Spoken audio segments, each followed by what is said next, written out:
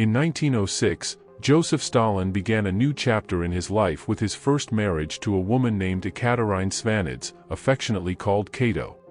Although the beginning was filled with happiness, the story turned to tragedy when Kato died on November 22, 1907, from typhus, or 8 months after giving birth to their firstborn son. Yakov Dzugashvili was Stalin's eldest son from his first marriage to Kato. Yakov was born on March 31, 1907, and was mostly taken care of by his late wife's family. However, at the age of 14, his life took a drastic turn when he was moved to Moscow to live with his father. Ironically, being close to his father did not grant him the right to use the Stalin family name. Although the reasons behind this decision are unclear, it is speculated that Yakov reminded Stalin of the happy times with Kato. On June 22, 1941, the world was shocked by the German invasion of the Soviet Union through Operation Barbarossa. Yakov was later placed on the front lines but was captured by German forces during the Battle of Smolensk. Realizing they had captured Stalin's son, the Germans separated Yakov and placed him in a heavily guarded villa overseen by Joseph Goebbels. He eventually became a subject of German propaganda, and there were even discussions of the Nazis wanting to exchange Yakov for a high-ranking Soviet officer. The tragic story of Yakov reached its climax on April 14, 1943, when he was reported dead in the Sachsenhausen camp. The details of his death are still debated, but there are suspicions that he was electrocuted by the camp's electric fence.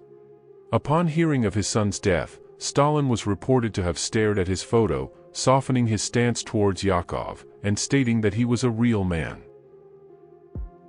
12 years after the departure of his first wife, Stalin entered a new chapter in his life by marrying Nadezhda Alliluyeva. It is known that the Alliluyeva family were Bolshevik sympathizers, and were reportedly saved by Stalin when they drowned in a river, with Nadezhda being only 2 years old at the time. Stalin and Nadezhda had a significant age gap, with Stalin being 40 years old and Nadezhda being 18 at the time of their marriage. This marriage is also documented as a toxic relationship, with Stalin frequently physically abusing Nadezhda. After marrying Nadezhda, Stalin fathered 2 children, a son named Vasily Stalin and a daughter named Svetlana Stalina. Vasily, born on March 21, 1921, grew up as a spoiled child, prone to heavy drinking, and gained a reputation as a womanizer. After Nadezhda's death on November 9, 1932, both children were mostly cared for by caregivers and security personnel. When World War II broke out, Vasily was initially deployed to the front lines before being called back to Moscow, after his half-brother was captured by the Germans. Despite not actively participating in combat, Vasily's career rose rapidly. In 1948, he was promoted to the position of Chief of Staff of the Air Force in the Moscow region with the rank of Lieutenant General. It was an open secret that Vasily's career success was propelled by generals who were currying favor with Stalin.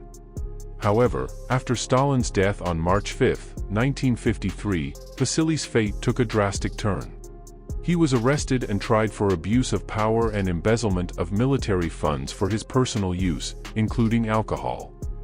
Due to deteriorating health issues, Vasily was eventually released early and granted an apartment and a pension of 300 rubles until his death on March 19, 1962, due to complications from alcohol-related diseases. Born as the only daughter, Svetlana enjoyed a childhood filled with happiness, surrounded by attention and gifts from her father. They played together, and Stalin even referred to her as his little sparrow. However, like Vasily's fate, after her mother's death, the relationship between Svetlana and Stalin began to strain, especially after Svetlana learned the truth about her mother's death. In 1963, Svetlana's life took a new direction when she met an Indian communist named Brajesh Singh. Despite their love blossoming, their happiness was short-lived as Brajesh passed away in 1966. Svetlana was eventually allowed to go to India to scatter her husband's ashes in the Ganges River. However, during her first trip abroad, Svetlana unexpectedly visited the U.S. Embassy in New Delhi to seek asylum. After a lengthy process, President Johnson finally granted Svetlana permission to stay in America, where she married a wealthy architect named William Wesley Peters in 1970, and changed her name to Lana Peters. However, after 3 years of marriage, they decided to divorce, and Svetlana lived in poverty. In 1984, she returned to the Soviet Union with her daughter Olga. Yet, in April 1986, she decided to return to the US with Olga. Svetlana took her last breath on November 22, 2011, in Richland Center, Wisconsin, ending her tumultuous journey.